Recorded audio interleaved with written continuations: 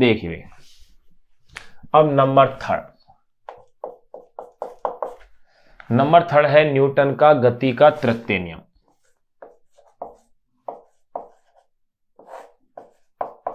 Newton का गति का तृतीय नियम।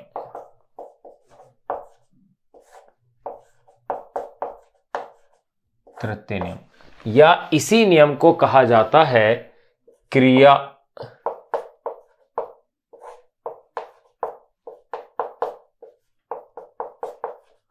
प्रतिक्रिया नियम।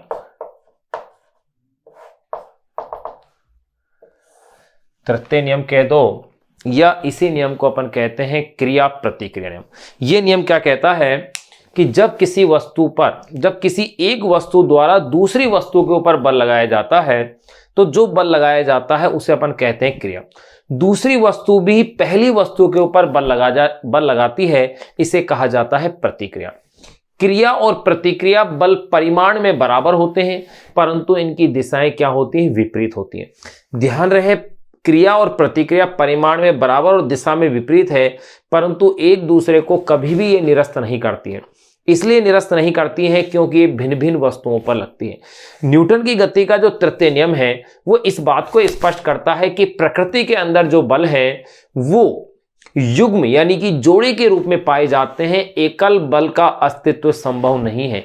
ये गतिमान वस्तु हो या स्थिर वस्तु हो, सभी वस्तुओं के लिए ये नियम क्या होता है, न्यूटन का गति का तृतीय नियम लागू होता है। न्यूटन की गति का तृतीय नियम यह कहता है कि क्रिया की प्रतिक्रिया होने में कोई समय नहीं लगता, लेकिन वर्तमान भौतिकी की अगर अपन बात करें जिसे अपन कहते हैं मॉडर्न फिजिक्स, उसके अंदर आइंस्टीन की जो विशिष्ट सापेक्षता का सिद्धांत है वहां ये अप्लाई नहीं होता है। क्यों नहीं होता है?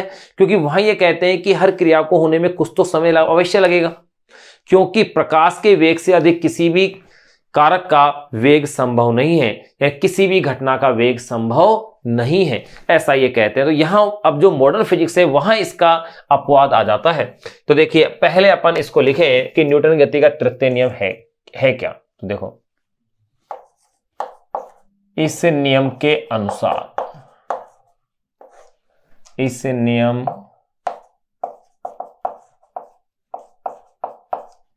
अनुसार क्या कहा जाता है। देखो अपन ये कह सकते हैं इस नियम के अनुसार प्रत्येक क्रिया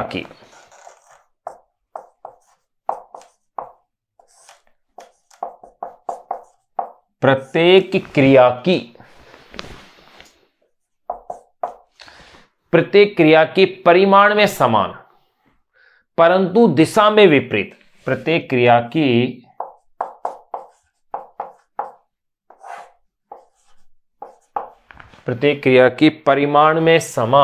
परिमाण में समान परंतु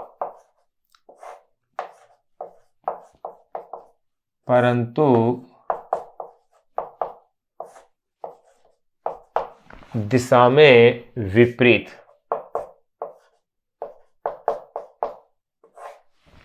प्रत्येक क्रिया की परिमाण में समान परंतु दिशा में विपरीत प्रतिक्रिया उत्पन्न होती है।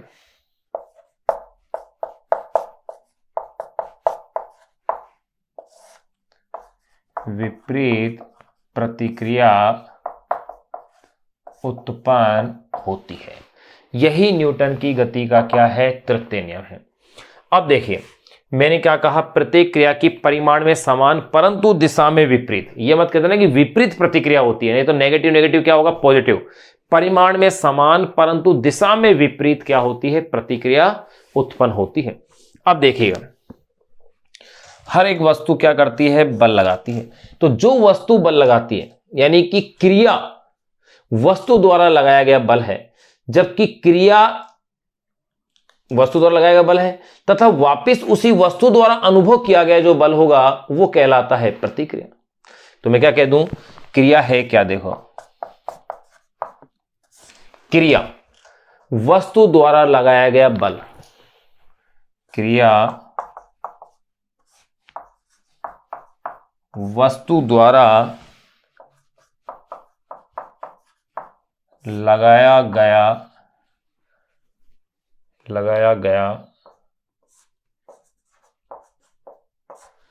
बल, क्रिया वस्तु द्वारा क्या है लगाया गया क्या है बल है। इसको वापस से लिखते हैं इस तरीके से।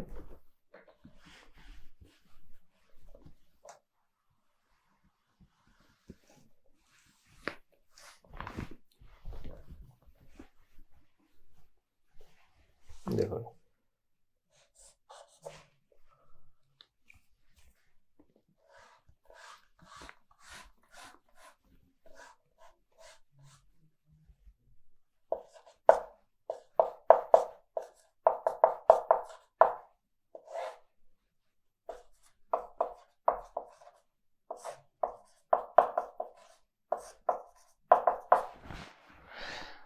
देखिए, वस्तु द्वारा लगाया गया बल क्या है, क्रिया है। ये कह सकते हैं वस्तु द्वारा लगाया गया बल क्रिया,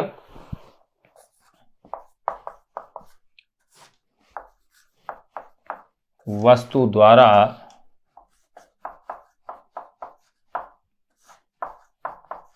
लगाया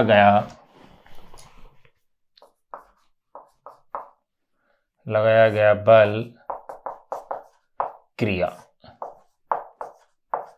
एवं वस्तु द्वारा लगाया गया बल तो क्या कहलाएगा, क्रिया, एवं वापिस उसी वस्तु द्वारा अनुभव किया गया बल, एवं वापिस उसी वस्तु द्वारा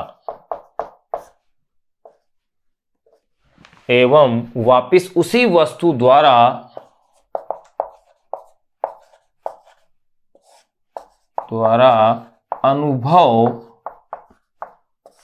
किया गया बल, एवं वापिस उसी वस्तु द्वारा अनुभव किया गया बल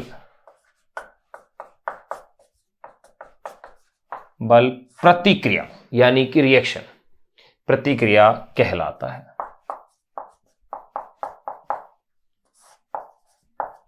वापिस उसी वस्तु द्वारा अनुभव किया गया बल क्या कहलाता है, प्रतिक्रिया। बल यानी कि यूं कह सकते हैं क्रिया और प्रतिक्रिया परिमाण में तो बराबर है, दिशा में क्या होते हैं, विपरीत। वैसे ये कहना सदैव कठिन होता है कि क्रिया कौन सी है और प्रतिक्रिया कौन सी है।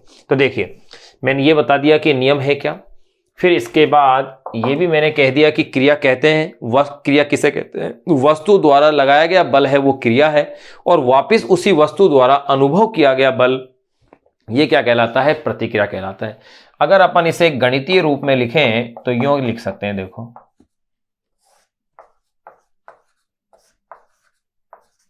गणितीय रूप में इस तरह से लिखा जा सकता है, F21 vector is equal to F12 vector और आगे नेगेटिव का साइन। ये क्रिया प्रतिक्रिया नियम को लिखने का तरीका गणितीय रूप।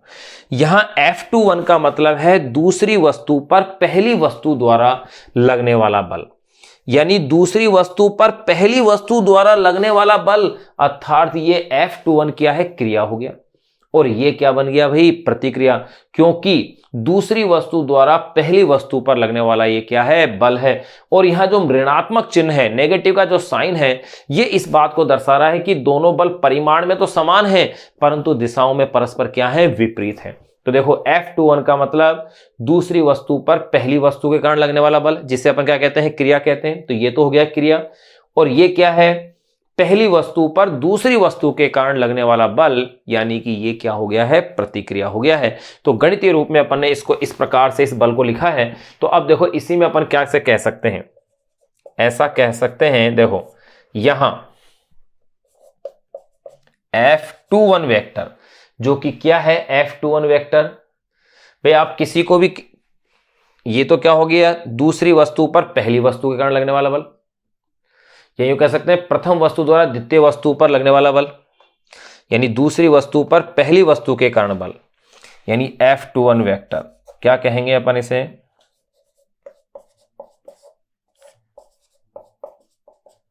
दूसरी वस्तु पर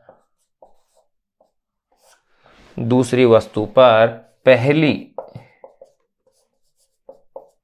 वस्तु द्वारा लगने वाला बल, और पहली वस्तु द्वारा जो लगने वाला बल है, तो ये तो क्या हो गया है आपके पास भाई, क्रिया हो गया। और F12 वेक्टर ये क्या है? ये है भाई पहली वस्तु पर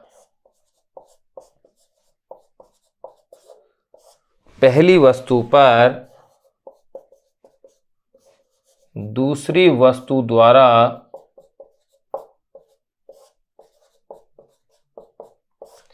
दूसरी वस्तु द्वारा लगने वाला बल, यानी कि ये क्या हो गया है? प्रतिक्रिया बल। तो ये तो हो गया है एक तो क्रिया और दूसरा क्या हो गया है? प्रतिक्रिया। ये अपन ने यहां लिख दिया है। यहां लिख सकते हैं कि यहां जो ऋणात्मक चिन्ह है वो विपरीत दिशा को क्या करता है? प्रदर्शित करता है। यहां नेगेटिव साइन, यो कह सकते हैं ऋणात्मक चिन्ह,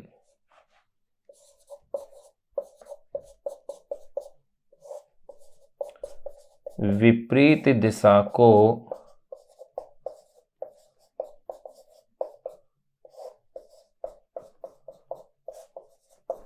प्रदर्शित करता है। तो यहां अपन ने लिख लिया है कि न्यूटन की गति का तृतीय नियम है क्या? तो देखिए मैंने क्या क्या इसमें बताया। तृतीय नियम को अपन क्रिया प्रतिक्रिया का क्या कहते हैं? नियम भी कहते हैं। इस नियम के अनुसार प्रत्येक क्रिया की परिमाण में समान परंतु दिशा में विपरीत क्या होती है? प्रतिक्रिया उत्पन्न होती है। वस्तु द्वारा लगाया गया बल क्रिया एवं वापिस उसी वस्तु द्वारा अनुभव किया गया बल क्या कहलाता है? प्रतिक्रिया। गणितीय रूप में इस बल को इस तरह से लिखते हैं। तो यहां पर F21 यानी दूसरी वस्तु पर पहली वस्तु के कारण लगने वाला बल, तो ये तो हो गई क्रिया।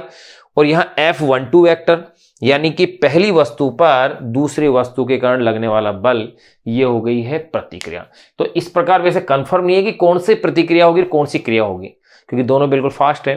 तो यहां अपन ने न्यूटन की गति का तृतीय नियम लिख लिया है। अब इसके कुछ पॉइंट और हैं जिनको अपन और नोट करेंगे। क्या क्या पॉइंट हैं वो और देखिएगा। कुछ पॉइंटों को अपन और नोट करते हैं। ये तो सिंपल चीजें अपन ने और जान ली।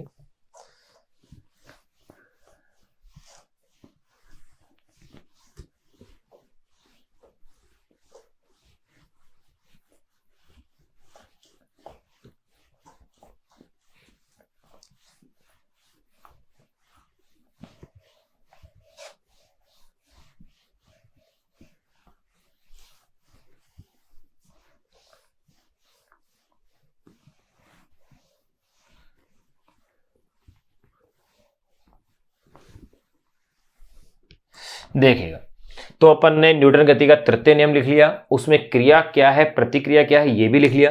अब ये कुछ पॉइंट और अपन इसके एक्स्ट्रा में नोट कर लें कि जो मैंने अभी बताया थोड़ी देर पहले कि क्रिया और प्रतिक्रिया क्या है? भिन्न भिन्न वस्तुओं पर लगती हैं, इसीलिए कभी भी एक दूसरे को ये निरस्त नहीं करती हैं।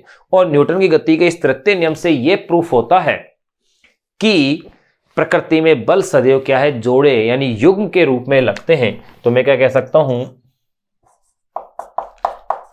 क्रिया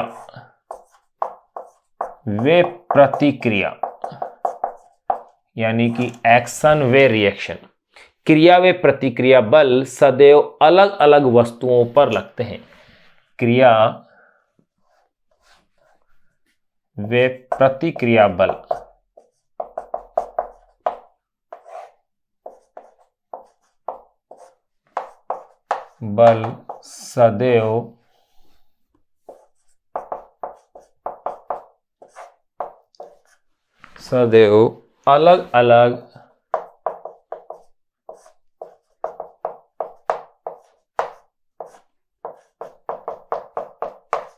अलग अलग वस्तुओं पर लगते हैं। क्रिया व प्रतिक्रिया बल सदैव अलग अलग वस्तुओं पर लगते हैं, एक ही वस्तु पर नहीं। एक ही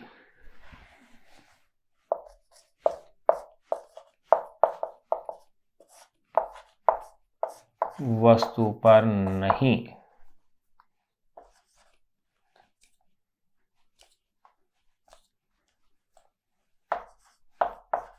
इसलिए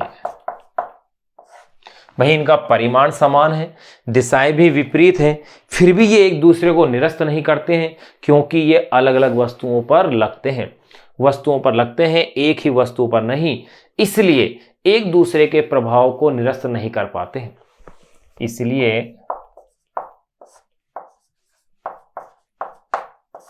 एक दूसरे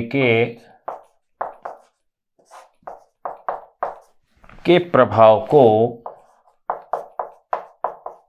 निरस्त नहीं कर पाते हैं। अलग अलग वस्तुओं पर होने के कारण एक दूसरे के प्रभाव को निरस्त नहीं कर पाते हैं और प्रत्येक बल अपना अलग प्रभाव उत्पन्न करता है। और प्रत्येक बल अपना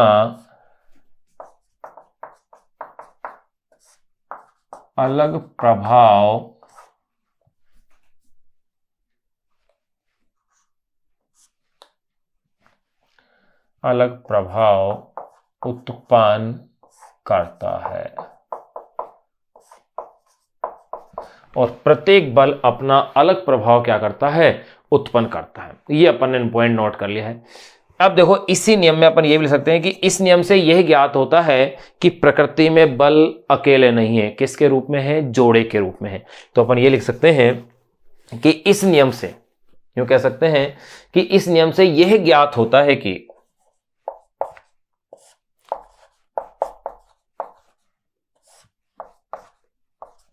इस नियम से यह ज्ञात होता है कि, क्या ज्ञात होता है वो देखो, अपन यूं कह दें कि इस नियम से यह ज्ञात होता है कि प्रकृति में बल सदैव युग्म के रूप में लगते हैं। यह ज्ञात होता है कि प्रकृति में बल सदैव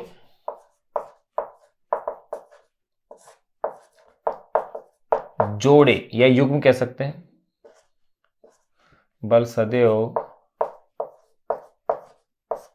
जोड़े के रूप में लगते हैं। इस नियम से यह ज्ञात होता है कि प्रकृति में बल सदैव जोड़े के रूप में क्या होते हैं, लगते हैं। यानी कि निरपेक्ष या अकेले बल का कोई अर्थ नहीं है, लगते हैं अर्थात निरपेक्ष या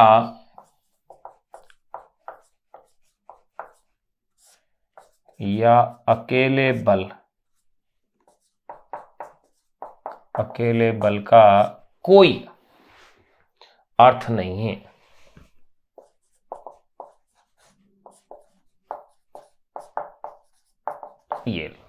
तो ये भी पॉइंट अपन इसका नोट कर लिया है। दूसरा, ये जो नियम है न्यूटन गति का तृतीय नियम, स्थिर और गतिमान दोनों अवस्थाओं में क्या होता है, लागू होता है। न्यूटन की गति का तृतीय नियम स्थिर और गतिमान दोनों अवस्थाओं पर क्या होता है, लागू होता है।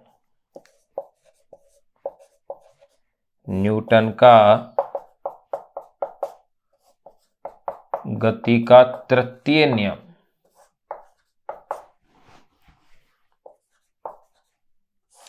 जिसे कि अपन क्रिया प्रतिक्रिया का नियम कहते हैं। न्यूटन का गति का तृतीय नियम स्थिर वे गतिमान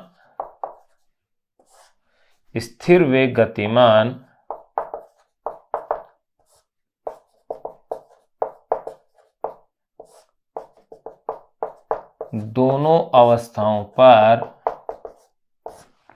पर लागू होता है।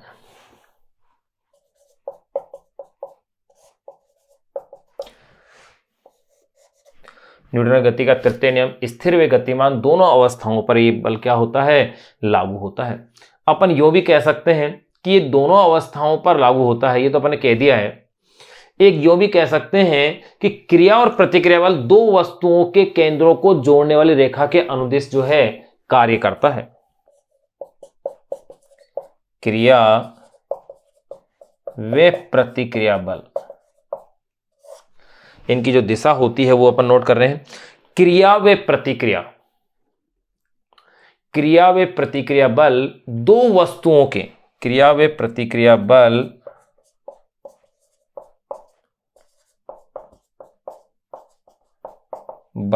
दो वस्तुओं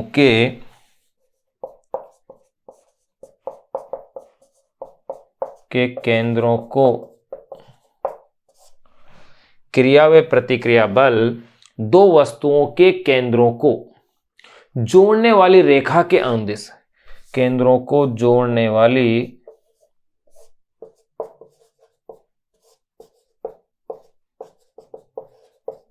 रेखा के अनुदेश, क्रिया व प्रतिक्रिया बल दो वस्तुओं के केंद्रों को जोड़ने वाली रेखा के अनुदेश कार्यरत होते हैं।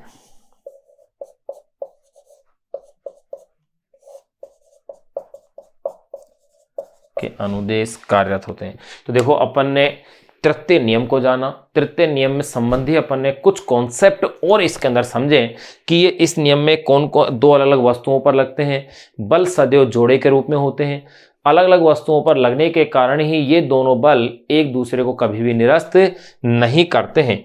फिर अपन ये देख लिया क्रिया और प्रतिक्रिया बल दो वस्तुओं के केंद्रों को जोड़ने वाली रेखा के अनुदिश क्या होते हैं, कार्यरत होते हैं।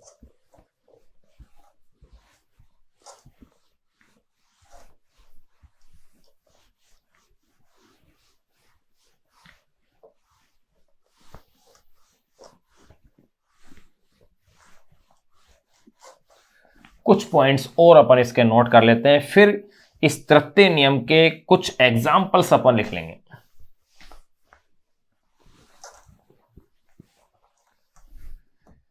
देखिए यहां अपन ने अभी लास्ट पॉइंट ये लिखा था, क्रिया और प्रतिक्रिया जो बल होते हैं दो वस्तुओं केंद्रों के जोड़ने वाली रेखा के अनुदिश कार्यरत होते हैं। अपन ये भी कह सकते हैं क्रिया प्रतिक्रिया का नियम सभी प्रकार के बलों के लिए लागू होता है। क्रिया प्रतिक्रिया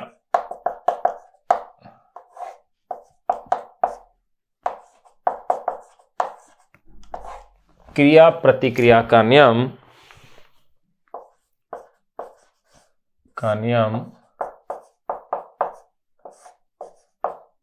सभी प्रकार के बलों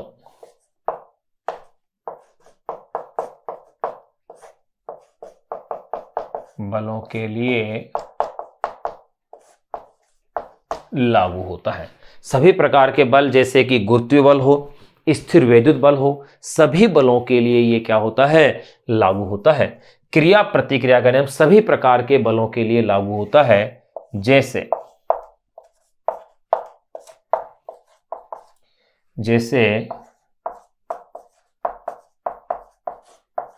गुरुत्वाकर्षण बल, स्थिर वैद्युत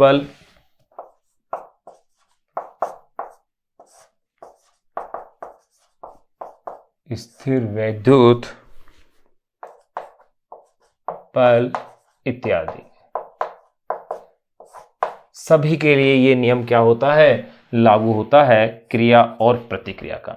एक पॉइंट और देख लें कि न्यूटन का गति का जो तृतीय नियम है विशिष्ट सापेक्षता के सिद्धांत में लागू नहीं होता है। मैंने बताया था क्योंकि न्यूटन के तृतीय जो नियम है वो ये कहता है कि क्रिया की प्रतिक्रिया तुरंत होती है, फिर चाहे दूरी वस्तुओं के बीच में कितनी भी अधिक क्यों ना हो उसका कोई इफेक्ट नहीं है। लेकिन आपेक्षिकता का सिद्धांत ये कहता है कि कुछ समय अवश्य लगना चाहिए, जबकि न्यूटन के नियम के अनुसार ऐसा संभव नहीं है, जबकि आइंस्टीन के अनुसार क्या है, कुछ समय अवश्य लगना चाहिए। तो ये जो विशेष पॉइंट है, यानी एक तरह से यूं कह सकते हैं क्रिया प्रतिक्रिया नियम के अपवाद के रूप में ये पॉइंट आ रहा है, जिसको कि अपन अब नोट कर रहे हैं। तो अपन कह दें न्यूटन का गति का तृतीय नियम, न्यूटन का गति का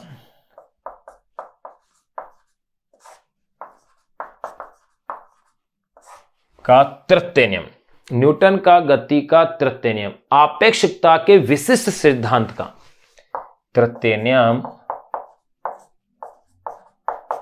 आपेक्षिकता के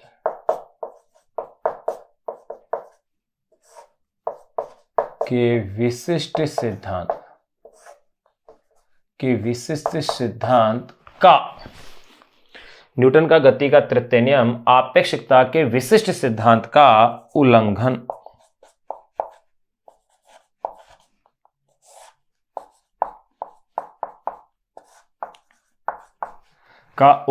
करता है।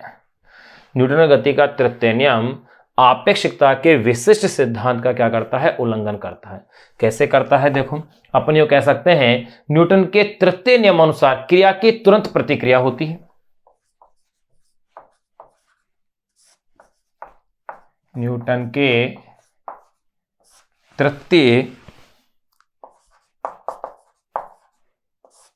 तृतीय नियम के अनुसार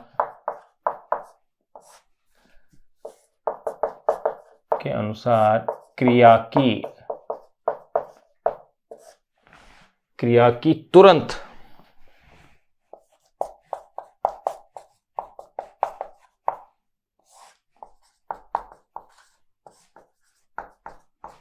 की तुरंत क्या होती है? प्रतिक्रिया होती है। उसमें समय नहीं लगता, चाहे वस्तुएं कितनी भी दूरी पर क्यों न हो, क्योंकि तुरंत प्रतिक्रिया होती है, उसमें समय नहीं लगता।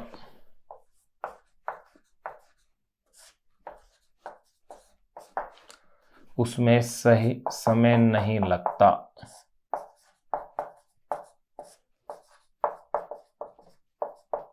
चाहे वस्तुएं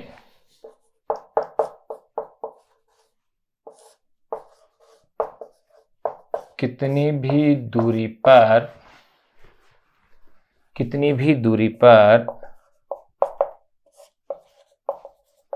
क्यों न हो, ये उन्होंने कहा। उसमें समय नहीं लगता, चाहे वस्तुएं कितनी भी दूरी पर क्यों न हो। जबकि आपेक्षिकता के विशिष्ट सिद्धांत के अनुसार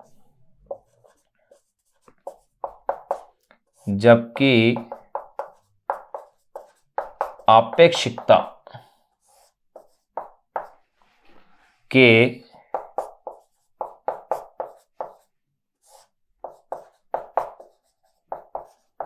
विशिष्ट सिद्धांत के अनुसार यह सिद्धांत यह कहता है कि समय लगना चाहिए, क्योंकि किसी भी संकेत या सिग्नल का वेग प्रकाश के वेग से अधिक नहीं हो सकता, यह कहता है। जबकि आपेक्षिकता के विशिष्ट सिद्धांत के अनुसार किसी भी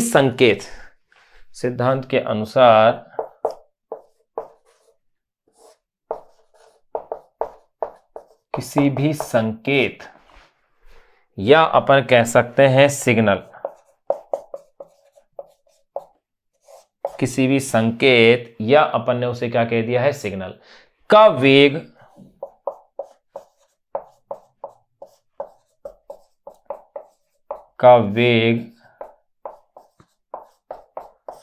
प्रकाश के वेग से अधिक नहीं हो सकता। का वेग प्रकाश के वेग से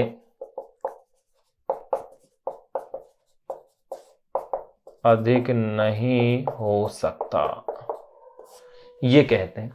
यह कह सकते हैं अर्थात प्रतिक्रिया में कुछ समय अवश्य लगना चाहिए। अर्थात क्रिया प्रतिक्रिया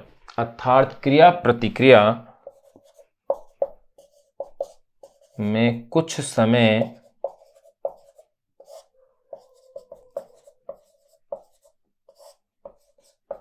अवश्य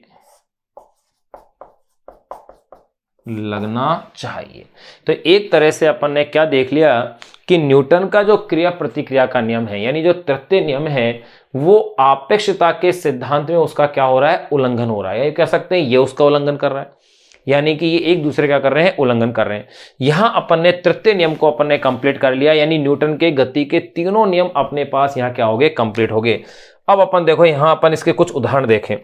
क्रिया प्रतिक्रिया का जो नियम है इसके कुछ उदाहरण देखें। जैसे किसी व्यक्ति का पृथ्वी पर चलना, यह भी क्रिया प्रतिक्रिया का बहुत अच्छा उदाहरण है, क्योंकि क्रिया के फलस्वरूप क्या करता है? पैर को उठाया, प्रतिक्रिया के फलस्वरूप पैर क्या आता है? आगे की ओर आना। यही तो है पृथ्वी की, उसके ऊपर क्या लगती है, प्रतिक्रिया। दूसरा एग्जाम्पल अपन देखें, किसी तैराक का पानी में तैरना, वो पानी से हाथों से क्या करता है, पानी को पीछे की ओर हटाता है और पानी उसे आगे की ओर धक्का लगाता है। तो ये अपन कुछ उदाहरण लिख लेते हैं इसके। छोटी क्लासों से आप पढ़ते आए हैं इन एग्जाम्पलों को। क्रिया प्रतिक्रिया के कौन कौन से एग्जाम्पल्स हैं?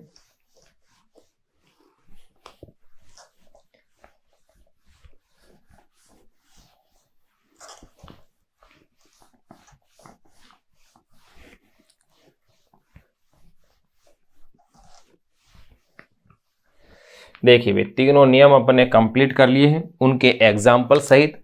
अब अपन लिख लेते हैं उदाहरण, क्रिया प्रतिक्रिया पर आधारित उदाहरणों। नंबर 1, पहला एग्जाम्पल जो मैं इसका लिख दूं, सिंपल सा है, किसी तैराक का पानी में तैरना।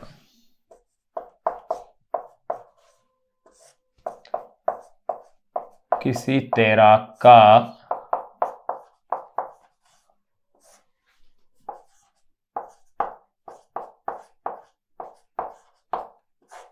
पानी में तैरना। नंबर 2 एग्जाम्पल और दे दूं मैं इसका, किसी व्यक्ति का पृथ्वी पर चलना या धरातल पर चलना।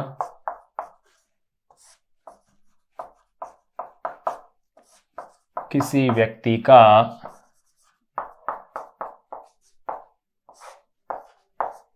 धरातल पर चलना। और भी बहुत सारे हैं, जैसे नदी में नाव को खेना,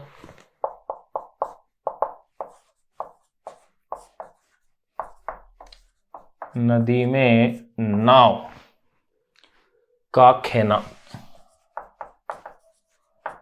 खेना मतलब नाव को एक तरह से चलाना, कि नाव में क्या करते हैं, चप्पू से पानी को पीछे की ओर हटाते हैं और पानी नाव को क्या करता है, आगे की ओर बढ़ाता है। रॉकेट नोदन यानी रॉकेट की गति, यह भी क्रिया प्रतिक्रिया का उदाहरण है। यानी क्रिया प्रतिक्रिया के दैनिक जीवन में बहुत सारे उदाहरण हैं। जब अपन किसी नाव से उतरते हैं तो ये सारे क्रिया और प्रतिक्रिया, यानी कि अपन ने न्यूटन की गति के प्रथम नियम जिसे जड़त्व का नियम कहते हैं, द्वितीय नियम जो कि उसका वास्तविक नियम है, और तृतीय नियम जो कि क्रिया प्रतिक्रिया का नियम कहलाता है, तीनों ही नियम अपन ने पढ़ लिए हैं। अब इसके बाद अपनी बुक में जो टॉपिक दिया हुआ है वो है संवेग संरक्षण, यानी कि मोमेंटम कंजर्वेशन। संवेग से तात्पर्य है हमेशा रेखीय संवेग। तो अब अपन इसमें पढ़ने जा रहे हैं संवेग संरक्षण, नेक्स्ट टॉपिक। फिर संवेग संरक्षण वाला टॉपिक कंप्लीट करने के बाद फिर अपन बुक के जो एग्जाम्पल्स हैं, जो टॉपिक अपन ने पढ़ लिए हैं, उस पर आधारित जो एग्जाम्पल्स दिए हुए हैं अपनी बुक के अंदर, उन एग्जाम्पल्स को अपन क्या करेंगे, सोल्व करेंगे।